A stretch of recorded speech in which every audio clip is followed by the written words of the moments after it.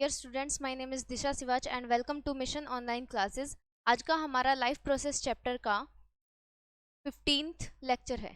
ठीक है, last lecture में हमने रेस्पिरेशन की प्रोसेस के बारे में पढ़ रहे थे कि ग्लूकोज का ऑक्सीडेशन जो होता है वो किस किस पाथवे के द्वारा होता है। ठीक है, तो उसमें हमने एरोबिक और अनएरोबिक नाम की दो प्रोसेसेस पढ़ी थी रेस्पिरेशन की।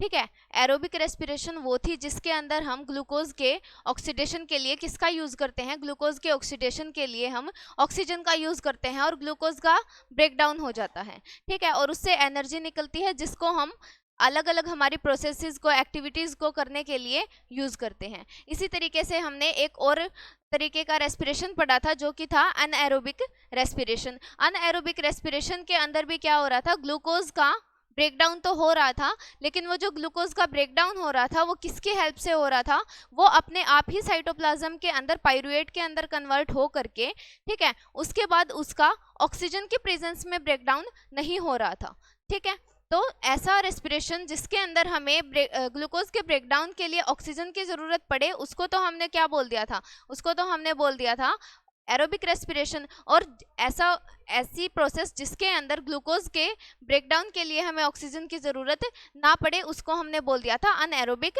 रेस्पिरेशन। ठीक है, तो रेस्पिरेशन का इतना कॉन्सेप्ट हमने क्लियर कर लिया था। आज हमें ह्यूमन का रेस्पिरेटरी सिस्टम पढ़ना है। ठीक है, कि इंसानों के अंदर किस तरीके से रेस्पिरेशन की क्रिया होती है। तो सबसे पहली एक बात तो हमारे लास्ट लेक्चर में ही समझ आ गई थी कि जो ह्यूमन बींग्स होते हैं उनके अंदर एरोबिक रेस्पिरेशन होता है।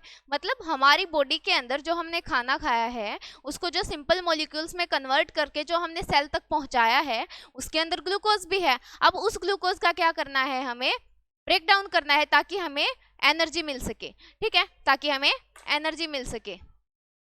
तो अब हमें क्या करना है, अब हमारे बॉडी के अंदर जो वो ग्लूकोज है उसका हम ऑक्सीडेशन करेंगे। ठीक है, मतलब ऑक्सीजन की हेल्प से उसका ब्रेक डाउन करेंगे। अब वो कौन सी जगह पे उसका ब्रेक डाउन होगा, ठीक है, ऑक्सीजन कैसे आएगी, अब उन सारी चीज़ों के बारे में हमें पढ़ना है। तो आज हम अपना ह्यूमन का रेस्पिरेटरी सिस्टम स्टार्ट करने जा रहे हैं। ठीक है, तो ह्यूमन का जो रेस्पिरेटरी सिस्टम है उसका जो डायग्राम है वो कुछ इस तरीके से दिखेगा।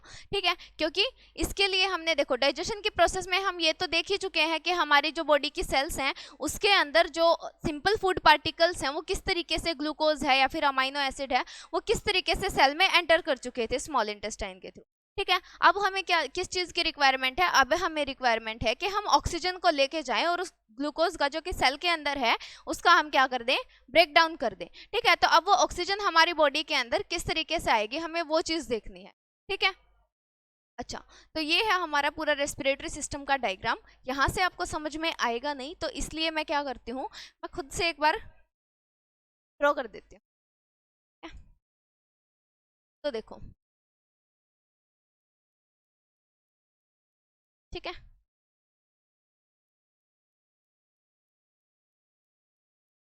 मान के चलो ये क्या है, हमारा फेस है। फेस का भी कौन सा, एक साइड का हमने क्या ले लिया, व्यू ले लिया। ठीक है, अब इसको थोड़ा समझने की कोशिश कर। ये क्या होता है, हमारा नेजल पैसेज होता है। ठीक है, ये क्या है, हमारा नाक का पैसेज है। ठीक है, यहाँ पे क्या होती है, हमारी आईज होती है, ये नोज होती है, ये क्या होती है, लिप्स होती है। ठीक है, ये क्या होती है, हमारी लिप्स होती है। इस तरीके से हमारा क्या चलता है। ठीक है, ये इस तरीके से एक बार मैं रीजन बना देती हूँ ताकि अच्छे से समझ में आ जाए। ये डायग्राम हमारा बन गया। तो अब सबसे पहले क्या होगा, हमने ह्यूमन के रेस्पिरेटरी सिस्टम के अंदर सबसे पहले तो ये पता होना चाहिए कि हमारे ऑर्गन्स होते कौन कौन से हैं, उनको वन बाय वन देखेंगे। ठीक है, तो ह्यूमन रेस्पिरेटरी सिस्टम के अंदर हमें क्या करना है, हमें जो एयर है उसको अपने अंदर तक ले जाना है, हमें अपने फेफड़ों तक लेके जाना है। ठीक है, ताकि वहां से क्या हो सके, ऑक्सीजन डिफ्यूज हो सके हमारे ब्लड के अंदर। ये तो हमने लास्ट सेशन में भी देख ही लिया था कि लंग्स के थ्रू क्या होती है, वहां पे ऑक्सीजन जा करके ब्लड में डिफ्यूज हो जाती है। ठीक है, तो अब इसके अंदर वो जो ऑक्सीजन डिफ्यूज होनी है वो किस तरीके से डिफ्यूज होगी, वो हम लंग्स तक पहुंचाएंगे कैसे, उसके बारे में देखना है। ठीक है, तो सबसे पहले जो एयर होगी वो क्या करेगी, ये हमारी नोज है। ठीक है, और इसको हम क्या बोलेंगे, नेजल पैसेज।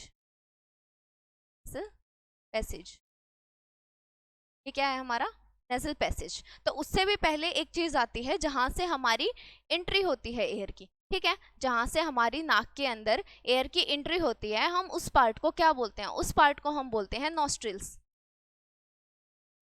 ठीक है। तो नॉस्ट्रिल्स क्या होती हैं, देखो नॉस्ट्रिल्स क्या होती हैं, जब हमारी नाक के अंदर एयर एंटर करती है तो हमें दो छेद दिखाई देते हैं, ठीक है, हमारी नाक के अंदर दो छेद दिखाई देते हैं बाहर की साइड, तो हम उसको क्या बोलेंगे, हम उसको बोलेंगे नॉस्ट्रिल्स। कितनी प्रेजेंट होती हैं ये हमारे दो प्रेजेंट होती हैं, ठीक है, हमारी नाक के लोअर एंड पर दो छेद प्रेजेंट होते हैं जिनको हम क्या बोलते हैं, नॉस्ट्रिल्स बोलते हैं, ठीक है। अब इन नॉस्ट्रिल्स का क्या काम है, इन नॉस्ट्रिल्स का कोई काम नहीं है, इन नॉस्ट्रिल्स का काम है जस्ट एयर की एंट्री कराना। अब कोई फर्क नहीं पड़ता कि वो एयर की एंट्री कैसी एयर की एंट्री हो रही है, ठीक है, नॉस्ट्रिल्स का काम है सिर्फ और सिर्फ बाहर से एयर को नेसल पैसेज के अंदर ट्रांसफर करने का काम है। अगर बाहर से अच्छी खासी भाई ऑक्सीजनेटेड साफ हवा आ रही है तो भी कोई दिक्कत नहीं है, अगर वहां से कोई भी डस्ट पार्टिकल्स हैं उसके अंदर, ठीक है, या फिर कोई भी जैसे कि स्मोक वगैरह है, ठीक है, कुछ भी है, तो इसका काम नहीं है उसको फिल्टर वगैरह करने का, ठीक है। नॉस्ट्रिल्स का क्या काम है, नॉस्ट्रिल्स का काम है जो बाहर एयर है, ठीक है, उसको जस्ट नेजल पैसेज तक पहुंचाना, ठीक है, नाक के जो अपने जो अंदर का पोर्शन होता है, नाक के अंदर पहुंचाने का काम किसका होता है, सिर्फ और सिर्फ नॉस्ट्रिल्स का होता है, ठीक है। उसके बाद क्या आएगा, अब है ना, अगर नाक के अंदर ऐसे एंटर करेंगे तो यहाँ पे एक स्ट्रक्चर होता है जिसका नाम होता है वेस्टिब्यूल, ठीक है, वेस्टिब्यूल। अब बोलोगे कि मैम वेस्टिब्यूल का जिक्र तो आपने डाइजेस्टिव सिस्टम में भी किया था, ठीक है, वेस्टिब्यूल का जिक्र तो किया था हमने डाइजेस्टिव सिस्टम में भी। वेस्टिब्यूल का क्या काम था, वेस्टिब्यूल का काम था जो हमारी ये ओरल कैविटी होती है, ठीक है, जो हमारी ओरल कैविटी होती है उसके अंदर दो पार्ट थे, एक तो बकल कैविटी थी जो कि पीछे का रीजन था जिसके अंदर हमारा खाना चबाने के बाद जो थोड़ी देर के लिए स्टे करता है वो बकल कैविटी में करता है, और एक पोर्शन मैंने वो बताया था कि भाई लिप्स और हमारे टीथ के बीच का जो रीजन होता है जिसके अंदर हम जब हम ब्रश करते हैं तो दांत को ऐसे बंद करके जिस जिस पोर्शन के अंदर भी हमारी ब्रश जाती है तो उसको हमने क्या बोला था, वो वेस्टिब्यूल का रीजन था, ठीक है, वो तो था ओरल वेस्टिब्यूल क्योंकि वो मुंह के अंदर था। अब इसको हम क्या बोल देंगे, ये इस वेस्टिब्यूल को बोल देंगे हम नेजल वेस्टिब्यूल, ठीक है। लेकिन अब इस वेस्टिब्यूल का काम क्या होता है, ठीक है, यहाँ पे तो हम ब्रश नहीं करते, अब इसका काम क्या होता है, जो नेजल वेस्टिब्यूल है वो एक ऐसी कैविटी होती है जिसके अंदर हेयर्स प्रेजेंट होते हैं, ठीक है, जिसके अंदर हेयर्स प्रेजेंट होते हैं। अगर किसी को अपनी नाक के बारे में ना पता हो तो देखो बॉडी तो हमारी ही है, अब देख सकते हो, ठीक है, अपनी नाक के अंदर ऐसे हाथ लगा के देखो, आपको दो छेद भी दिखाई देंगे, आप नॉस्ट्रिल्स को भी फील कर सकते हो कि हाँ मेरे पास नॉस्ट्रिल्स हैं, ठीक है। दूसरी चीज, जब आप जाओगे तो आपके नाक के अंदर कुछ हेयर लाइक स्ट्रक्चर्स आपको फील होंगे, ठीक है, तो वो जो हेयर लाइक स्ट्रक्चर्स हैं वो क्या हैं, वो इस वेस्टिब्यूल रीजन के अंदर नेजल हेयर्स हैं, ठीक है, इतनी बात आई समझ। अब ये जो हेयर्स हैं इनका क्या काम होता है, इन हेयर्स का काम होता है एयर को फिल्टर करने का, एयर को फिल्टर करने का काम किसका होता है, ठीक है, एयर को फिल्टर करने का काम होता है नेजल हेयर्स का। अब ये नेजल हेयर्स जो हैं वो एयर को फिल्टर किस तरीके से करेंगे, ठीक है, देखो कई बार हम देखते हैं जो हमारा पूरा का पूरा नेसल पैसेज है, ठीक है, पूरा का पूरा नेसल पैसेज है या फिर पूरा का पूरा रेस्पिरेटरी ट्रैक्ट है, ठीक है, वो कोशिश करेगा कि जो हमने बाहर से एयर इनहेल करी है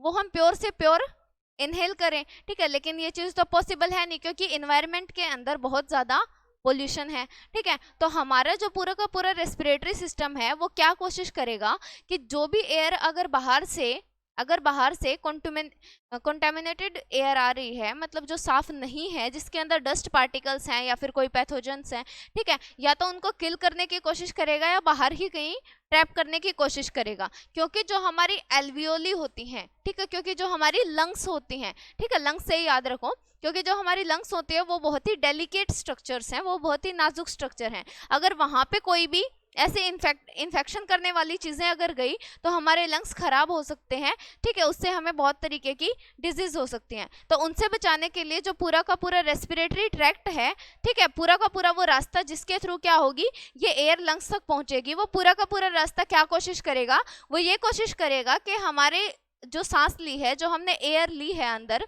इनहेल करी है, उसके अंदर जो भी डस्ट पार्टिकल हो, जो भी डस्ट हो वो बाहर ही रह जाए, ठीक है। तो सबसे पहले उसको ट्रैप करने का काम कौन करेगा, जो हमारे वेस्टिब्यूल के अंदर जो नेजल हेयर्स प्रेजेंट हैं, ठीक है, ऐसे जो छोटे छोटे हेयर्स प्रेजेंट हैं वो डस्ट पार्टिकल्स को ट्रैप करने का काम करेंगे, ठीक है। अब ये तो है नहीं कि हमने जो एयर को इनहेल किया है वो इसी रीजन में आके रह जाएगी, नहीं, ठीक है। इसके बाद क्या होगा, इसके बाद वो हवा जो है वो तो कुछ एक मिनी सेकेंड्स के लिए यहाँ पे रहेगी, ठीक है। अब जो मिनी सेकेंड्स के लिए हवा यहाँ पे रुकी है, अब उसके अंदर सारे डस्ट पार्टिकल्स तो ट्रैप नहीं हो सकते, तो उसके बाद क्या होगा, उसके बाद जो नाक है वो आगे, जो हवा है वो नाक के अंदर आगे एंटर कर जाएगी, ठीक है। अब आगे कौन सा रीजन आएगा, अब नाक के अंदर जब वो आगे जाएगी तो यहाँ पे प्रेजेंट होते हैं, ठीक है, यहाँ पे एक रीजन प्रेजेंट होता है जिस जो ओल्फैक्टरी रीजन, ठीक है, ओल्फैक्टरी रीजन। इसका क्या मतलब है, जब हमने कोई भी सांस ली, ठीक है, सांस ली है तो अब ये तो है नहीं कि सिर्फ और सिर्फ हवा आएगी, ठीक है, उसके अंदर डस्ट भी आ सकती है, उसके अंदर परफ्यूम की स्मेल भी आ सकती है, अगर हमारे आसपास में खाना बन रहा है तो उसकी भी स्मेल आएगी, ठीक है। हमारे आसपास में जिस भी तरीके का कोई भी मटेरियल होगा तो इन्वायरमेंट की पूरी उसके साथ में हमारे एयर के साथ में उस चीज़ की स्मेल भी आएगी, ठीक है। अब हमें कैसे पता चलता है कि वो स्मेल किस चीज़ की है, ठीक है, हम सूंघ के बता देते हैं कि भाई ये खाना टेस्टी है, ठीक है, ये चाय की स्मेल है, ठीक है, हम ये बता दें कि ये आलू की सब्जी की स्मेल है। किस तरीके से पता चलता है, क्योंकि जब हम इनहेल करते हैं बाहर की एयर तो उसके साथ उस एयर के साथ में वो जो खाना पक रहा है उसकी स्मेल भी आ जाती है। अब स्मेल क्या होती है, स्मेल एक तरीके से गैसियस फॉर्म ही तो होती है, ठीक है। जो भी फूड है, मान लो खाना पक रहा है तो उसके जो हवा के अंदर फैले हुए हैं एज अ गैस के पार्टिकल्स के रूप में जो खाना फैला हुआ है वो क्या है, वो स्मेल ही तो है। वो स्मेल क्या होगी, एयर के अंदर मिक्स होके हमारी नेजल कैविटी के थ्रू एंटर कर जाएगी, और एंटर करने के बाद जब वो इस रीजन में आएगी, ओल्फैक्टरी रीजन में आएगी, तो जो स्मेल होगी उसको कौन ट्रैप कर लेगा, ओल्फैक्टरी रीजन की सेल्स, एपिथेलियल सेल्स क्या कर लेंगी, उसको ट्रैप कर लेंगी। ट्रैप करने के बाद यहाँ से नर्व, ठीक है, नर्व्स, क्योंकि हमारी नसें भी पूरे शरीर में फैली हुई हैं, तो यहाँ से नर्व्स क्या करेंगे, न्यूरॉन्स उनको ट्रैप कर लेंगे और उनको ब्रेन तक पहुँचा देंगे, फिर ब्रेन को हमें सिग्नल देगा कि इस चीज़ की स्मेल है, ठीक है, फिर वो बोलेगा कि हाँ ये ठीक है, हमारी बॉडी के लिए हानिकारक नहीं है, हमारे लिए ठीक है ये स्मेल, तो हम इसे इनहेल कर सकते हैं कि और सूंघ लो इसको, ठीक है। अच्छा, ये चीज़ होती है। तो हमारी ओल्फैक्टरी रीजन के अंदर क्या होगा, स्मेल को हम ट्रैप कर लेंगे और उसकी सेंसेशन हमारी बॉडी के अंदर जाएगी, ब्रेन तक जाएगी, और हमें पता लग जाएगा कि किस चीज़ की स्मेल है, ठीक है। उसके बाद कहाँ पे एंटर करेगा, उसके बाद इस एक पोर्शन आएगा ये, ठीक है, यहाँ पे क्या प्रेजेंट होते हैं इस नेसल पैसेज के अंदर। अब जो ये आ गया रीजन, इस रीजन का नाम होता है सिलिएटेड एपिथेलियल,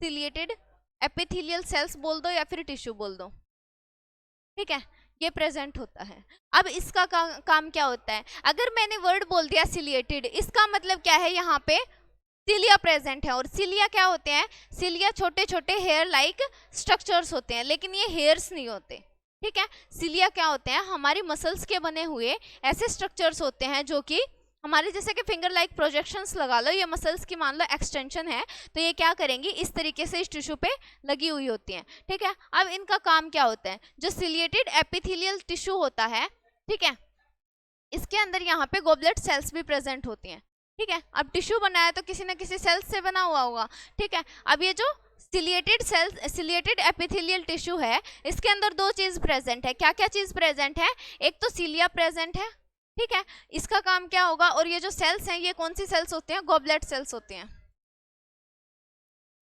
ठीक है।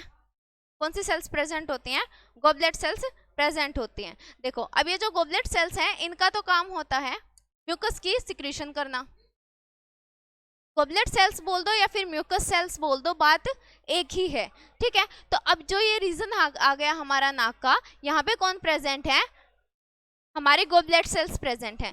गोबलेट सेल्स का काम होता है म्यूकस को सिक्रेट करना। अब ये म्यूकस का क्या बला है, देखो, हमारे जो नाक होती है उसको मॉइस्ट रखना भी बहुत ज़्यादा ज़रूरी है, ठीक है, क्योंकि अगर वो सूखी होगी तो हमने कई बार फील किया भाई सांस लेते हैं, ठीक है, अगर वो सूखी होगी तो हमारी बॉडी के अंदर डायरेक्टली एयर अंदर तक चली जाएगी। अब ये म्यूकस क्या करता है, अगर बाहर से कोई भी डस्ट पार्टिकल्स आए हैं उनको, डस्ट को ट्रैप करने का काम करता है।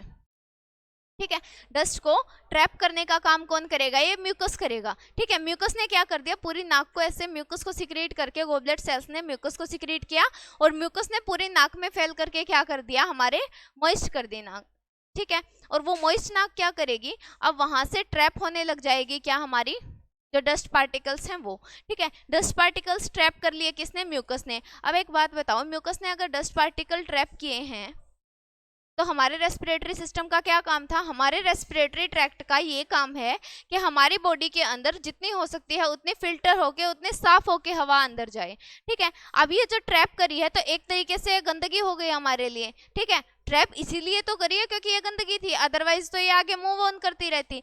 ठीक है, तो अब क्या होगा, अब म्यूकस के अंदर जो ये डस्ट पार्टिकल्स ट्रैप हुए हैं, अब मैंने एक बात और बताई थी, इन सेल्स के ऊपर एक सिलिया भी प्रेजेंट होते हैं। अब इन सिलिया का क्या काम है, ठीक है, अब जो म्यूकस के अंदर डस्ट प्रेजेंट है, म्यूकस के अंदर जो डस्ट प्रेजेंट है वो मिक्स हो चुके हैं म्यूकस के अंदर, ये हमारे लिए क्या है, हार्मफुल है। ठीक है, अनवांटेड चीजें हमारे लिए, तो हम इसको बॉडी के अंदर लेके जाएंगे या बाहर लेके जाएंगे। तो देखो इस कंडीशन में हमारे पास दोनों रास्ते हैं। ठीक है, जो हमारी ये सिलिएटेड सेल्स होंगी ये इस तरीके से क्या करेंगी, मूवमेंट करेंगी। ठीक है, इस तरीके से मूवमेंट करेंगी तो जो म्यूकस होगा वो उसका बहाव होना शुरू हो जाएगा। ठीक है, वो मूव करना शुरू हो जाएगा। अगर सिलिया की जो मोशन है वो इस साइड है तो वो क्या हो जाएगा, हमारे नाक से बाहर निकल जाएगा म्यूकस के अंदर जो गंदगी फंसी हुई है। ठीक है, जिसको हम नॉर्मल लैंग्वेज में क्या बोलते हैं, ठीक है, वो एक तरीके से म्यूकस ही बाहर निकालते हैं। नॉर्मल लैंग्वेज में जो भी बोलते होगे वो आप भी समझ गए। ठीक है, तो हमारे जो नाक से जो पानी आता है वो इसी तरीके ऐसे ही नहीं आता कि वही वैसे ही आ गया पानी, नहीं। अगर हमारी बॉडी के अंदर कोई गंदगी गई है, ठीक है, उसको म्यूकस ने क्या कर लिया है, उसको म्यूकस ने ट्रैप कर लिया है। ठीक है, तो उसको बॉडी से हमें बाहर निकालना है। तो बॉडी से बाहर निकालने के हमारे पास दो रास्ते हैं, या तो हम इन सिलिया के थ्रू क्या कर दें, उस म्यूकस जिसके अंदर डस्ट फंसी हुई है उस म्यूकस को हम नाक के थ्रू बाहर निकाल दें, और ऐसा होता भी है। ठीक है, सिलिया मूव करके क्या करते हैं, हमारे नाक के बाहर उस म्यूकस को भी निकाल देते हैं और उसके साथ में डस्ट पार्टिकल्स भी निकल जाते हैं। लेकिन कई बार क्या होता है, हम क्या करते हैं, सांस ले लेते हैं। ठीक है, ज्यादा जोर से सांस लेने के कारण क्या होता है, सिलिया की मूवमेंट बैक साइड में हो जाती है, और सिलिया की मूवमेंट पीछे की साइड होने के कारण म्यूकस तो यहाँ पे प्रेजेंट था ही, वो तो वो इस ट्रैक के अंदर मूव कर जाता है। ठीक है, तो म्यूकस जिसके अंदर डस्ट फंसी हुई थी तो उसके पास अभी दो रास्ते हैं, वो कहाँ पे जाएगा, या तो वो नेजल कैविटी से बाहर निकल जाएगा या फिर वो कहाँ चला जाएगा, इस रीजन में चला जाएगा। और ये रीजन है कौन सा, ये रीजन है हमारा फेरिंग्स का रीजन, ये है हमारा फेरिंग्स का रीजन। और फेरिंग्स कौन सा रीजन था, डाइजेस्टिव सिस्टम में भी पढ़ा था। फेरिंग्स हमारी बॉडी में वो पार्ट है जो कॉमन पैसेज है किसके लिए, एयर के लिए भी और फूड के लिए भी। ठीक है, अब फेरिंग्स के अंदर किसकी एंट्री होगी, इधर से खाने की भी एंट्री हो गई और इस साइड से किसकी एंट्री होगी, हमारे म्यूकस की, जिसके अंदर बहुत सारे डस्ट पार्टिकल्स ट्रैप हो रखे हैं। ठीक है, अब क्या होगा, अब अगर फेरिंग्स इसके लिए कॉमन पैसेज है, ठीक है, नेजल के मतलब नाक के अंदर से अगर एयर आ रही है तो उसके लिए भी कॉमन पैसेज है और फूड के लिए भी। अब क्या हो सकता है, क्योंकि यहाँ पे कोई भी ऐसी चीज प्रेजेंट नहीं है जो इसको बैक फ्लो को प्रिवेंट करे। ठीक है, तो अब फेरिंग्स से क्या होगा, जो म्यूकस यहाँ पे आ गया उसके पास दो रास्ते हैं, या तो वो माउथ के अंदर चला जाए या फिर वो नीचे की साइड चला जाए। ठीक है, फेरिंग्स रीजन से जो हमारा म्यूकस है जिसके अंदर बहुत सारी डस्ट ट्रैप हुई है, तो कई बार क्या हो जाता है कि हम अगर ज़्यादा खींच के सांस ले लेते हैं और म्यूकस अगर हमारे अंदर चला जाता है तो हमें गले में कुछ अटका अटका सा महसूस होता है। ठीक है, तो वो कई बार क्या करते हैं, हम ऐसे खांस करके खराश कर करके हम क्या करते हैं, अपनी बॉडी के बाहर निकाल देते हैं मुंह के थ्रू। ठीक है, तो एक तरीके से हमें क्या करना है, उसको एक्सक्रीट आउट ही करना है। और एक्सक्रीट आउट क्यों करना है, क्योंकि वो हमारी बॉडी के लिए वेस्ट है, और वेस्ट चीज़ों को हम अंदर रखते तो है नहीं स्टोर करके, उसको क्या कर देते हैं, बॉडी के बाहर निकाल देते हैं। देखो हमारे पास क्या क्या चांस थे, या तो हम नाक के थ्रू भी बाहर निकाल सकते थे, दूसरा ऑप्शन हमारे पास बॉडी में क्या आया, दूसरा ऑप्शन हमारे लिए ये आया कि फेरिंग्स से आकर के हम माउथ के थ्रू भी उसको निकाल सकते थे। लेकिन कोई ये बोले कि नहीं, मेरे को तो गंदा लगता है मुंह से निकालना, मेरे को तो गंदा लगता है नाक से निकालना, लोग देखते हैं, ठीक है, मेरे को शर्म आती है। तो उस कंडीशन में हम क्या कर सकते हैं, अब हम क्या करेंगे, अगर मान लो ऊपर से हमने पानी पी लिया, ठीक है, कुछ और चीज खा ली, या फिर ऐसे खराश सी कर करके हम उसको क्या किया, हमने उसको ऐसे करके गिटक सा लिया, ठीक है, तो वो कहाँ चला गया, हमारी ईसोफेगस के अंदर चला गया। कहाँ चला गया, हमारी ईसोफेगस के अंदर। और म्यूकस अगर ईसोफेगस में एंटर करेगा, उसके बाद वो स्टमक में एंटर करेगा, इस तरीके से पूरे डाइजेस्टिव ट्रैक्ट से होते होते वो एनस के थ्रू क्या हो जाएगा, हमारी बॉडी से बाहर एक्सक्रीट आउट हो जाएगा, ठीक है। तो लास्ट में हमने क्या किया है, उस म्यूकस को जिसके अंदर गंदगी फंसी हुई थी उसको हमने क्या किया, बॉडी से बाहर ही निकाला है। उसके लिए हमारे पास 3 ऑप्शन थे। हम नाक से भी बाहर निकाल सकते थे, लेकिन नाक से गंदा लगता है, ठीक है। उसके बाद हमने क्या किया, मुंह से भी बाहर निकाल सकते थे, लेकिन कुछ बच्चे बोले कि हमें तो मुंह से भी अच्छा नहीं लगता निकालना। तो क्या होगा, लास्ट में हमारे डाइजेस्टिव ट्रैक्ट से होते हुए वो कहाँ चला जाएगा, बाहर चलाया जाएगा। अब उसके बाद क्या होगा, देखो म्यूकस तो वहां से चला गया। अब ये जो रीजन आ गया, इसके अंदर क्या चीज प्रेजेंट होंगी, ये जितना भी रीजन हमें दिखाई दे रहा है, ठीक है, ये जितना भी रीजन हमें दिखाई दे रहा है नेसल पैसेज के अंदर, इसके अंदर भी बहुत सारी गोबलेट सेल्स प्रेजेंट होती हैं। इन गोबलेट सेल्स का भी क्या काम है, इन गोबलेट सेल्स का भी काम म्यूकस को सिक्रेट करना है, ठीक है। इन गोबलेट सेल्स का क्या काम है, म्यूकस को सिक्रेट करना है। अगर हमारी बॉडी के अंदर एयर और ज्यादा आगे तक आई है, ठीक है, तो उसके अंदर अब भी हो सकता है कि कुछ पैथोजेंस, कुछ बैक्टीरिया या फिर कुछ डस्ट पार्टिकल्स उसके अंदर अभी भी हो सकते हैं। तो बाकी म्यूकस का भी क्या काम होगा, बाकी म्यूकस का एक तो काम होगा उन डस्ट पार्टिकल्स को ट्रैप करना और इस ट्रैक्ट के थ्रू उसको बाहर निकाल देना, ठीक है। अब यहाँ पे और क्या चीज, एक एपिथेलियल की लाइनिंग भी प्रेजेंट होती है, ठीक है। यहाँ पे बहुत सारी सेल्स प्रेजेंट होते हैं, यहाँ पे ब्लड कैपिलरीज भी बहुत ज्यादा होती हैं, ठीक है। अब जो यहाँ पे सेल्स प्रेजेंट हैं, जो यहाँ पे बहुत सारी ब्लड कैपिलरीज भी प्रेजेंट हैं, अगर ब्लड कैपिलरीज हैं तो सीधी सी बात है उन ब्लड कैपिलरीज के अंदर क्या होगा, ब्लड भी ट्रेवल करेगा, ठीक है। अब जो बाहर से हवा आई है वो तो इन्वायरमेंट से आई है, और हवा का टेम्परेचर कैसा होगा, जैसा बाहर इन्वायरमेंट में टेम्परेचर है, ठीक है। लेकिन हमारी बॉडी के अंदर जो ब्लड सेल्स हैं उसके अंदर ब्लड का टेम्परेचर कौन सा होगा, जो हमारी बॉडी का टेम्परेचर है, ठीक है। तो हमारी बॉडी का टेम्परेचर बाहर के टेम्परेचर से हमेशा क्या रहता है, थोड़ा सा ज्यादा रहता है, ठीक है, कम, मतलब हमारा एक फिक्स बॉडी टेम्परेचर है, ठीक है। अगर मान के चलो बाहर से हवा आई और ये मान लो सर्दियों का टाइम है, ठीक है, अगर बाहर से हवा आई तो वो कैसी होगी, वो ठंडी हवा होगी, ठीक है। और अगर ठंडी हवा है और हमारी बॉडी का टेम्परेचर क्या है उस टाइम पे, ज्यादा है, मतलब गर्म है हमारी बॉडी, तो ब्लड का भी कैसा होगा, ब्लड का भी हमारे टेम्परेचर थोड़ा सा ज्यादा होगा, ब्लड भी वहां पे गर्म होगा, ठीक है। तो जब एयर इससे जाके टकराएगी, इन सेल्स से जाके टकराएगी, इन ब्लड कैपिलरीज से जाके टकराएगी, तो उसका जो टेम्परेचर है वो भी क्या हो जाएगा, थोड़ा सा एक्सचेंज हो जाएगा, ठीक है। यहाँ से जो हीट निकल रही होगी वो एयर के साथ में मिक्स हो जाएगी, ठीक है, मिक्स हो जाएगी, तो उनका फिर क्या काम होगा, उसको एयर को क्या कर देंगे, वो गर्म कर देंगे, ठीक है। इसीलिए जब हम कभी ऐसे बाहर एक्सहेल करते हैं, जब सांस को बाहर छोड़ते हैं, तो हमें जो हमारी एयर बाहर निकलती है, जो एक्सहेल की हुई हवा निकलती है, वो हमें कई बार कैसी फील होती है कि वो गर्म है, ठीक है। तो इतनी बात आई समझ में कि अब तक हमने क्या चीज पढ़ी है, अब तक हमने सिर्फ रेस्पिरेटरी सिस्टम का बाहर का पार्ट पढ़ा है, ठीक है, जिसके अंदर हमने क्या क्या चीजें देखी हैं, जिसके अंदर हमने देखा है कि जो एयर है वो एंटर कहाँ से करती है, हमारी नोस्ट्रिल्स से करती है,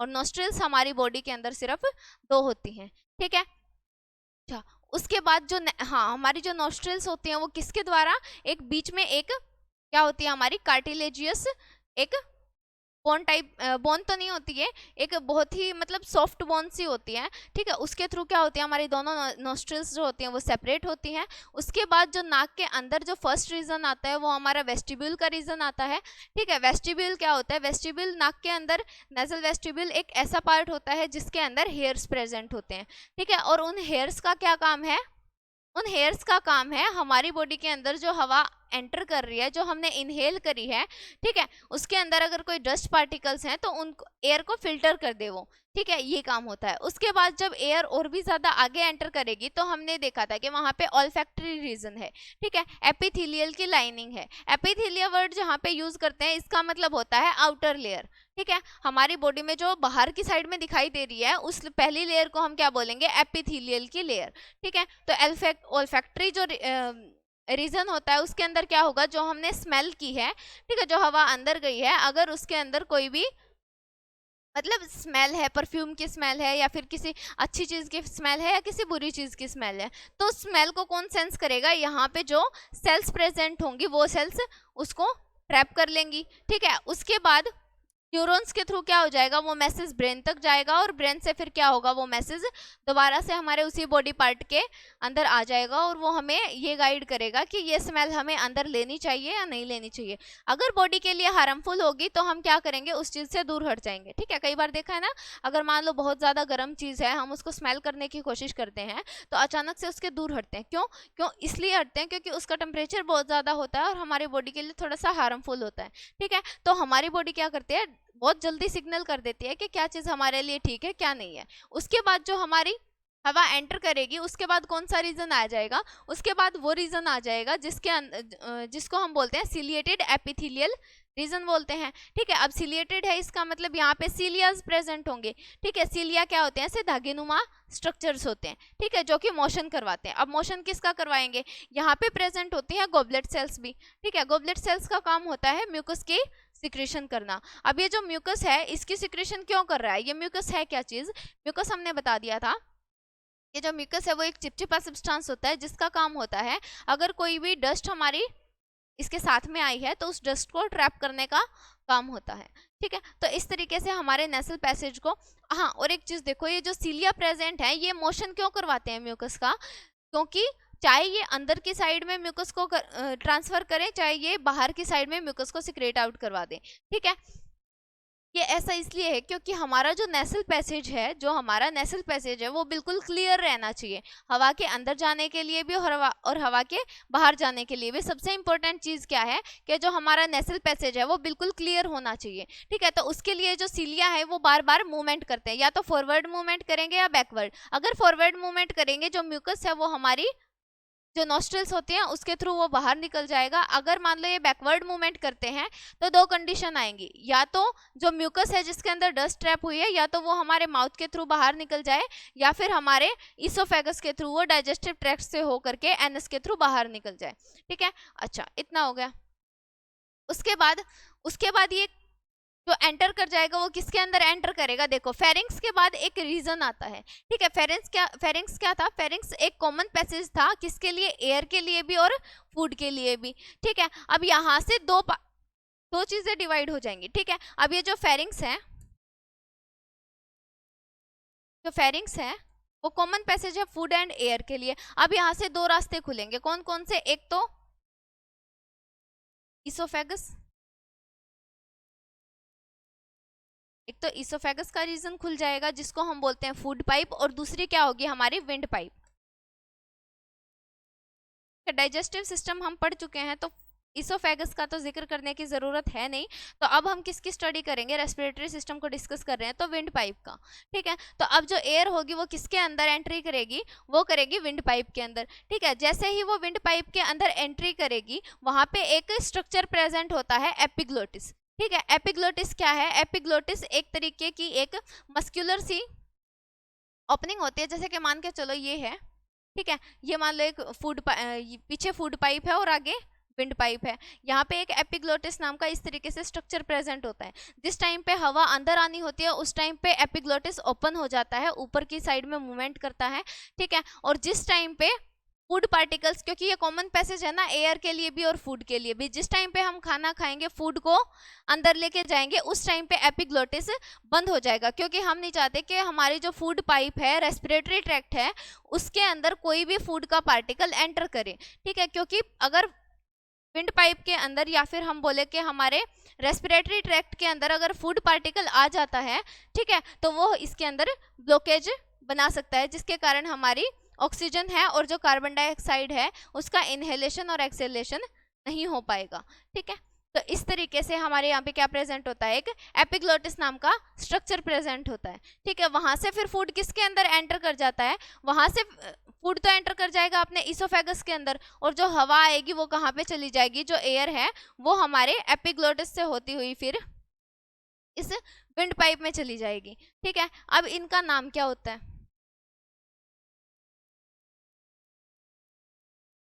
ठीक है, फेरिंग्स के बाद एक स्ट्रक्चर, एक चीज आएगी, उसका नाम होता है लेरिंग्स। ठीक है। लैरिंक्स रीजन क्या होता है? लैरिंक्स रीजन हमारे ये जो विंड पाइप है उसके अंदर वो स्ट्रक्चर होता है जिसके अंदर हमारे दो flap like muscular structures present होते हैं। इसको हम वॉइस बॉक्स के नाम से भी जानते हैं, वॉइस बॉक्स के नाम से भी जानते हैं। अब वो मस्कुलर स्ट्रक्चर्स क्या करते हैं, क्योंकि अगर एपिग्लोटिस खुला है तो इसका मतलब इसके अंदर क्या आएगी, इसके अंदर हवा की एंट्री होगी। और ये मस्कुलर स्ट्रक्चर्स कैसे होते हैं? लिप्स के जैसे स्ट्रक्चर्स होते हैं, ठीक है। ये बार बार खुलते हैं और बंद होते हैं, खुलते हैं और बंद होते हैं। किसके कारण होते हैं? जो हमारी एयर एंटर करती है और जो एयर बाहर जाती है उसकी वजह से, ठीक है। इसका एक स्ट्रक्चर भी है, मैं आपको दिखाती हूँ।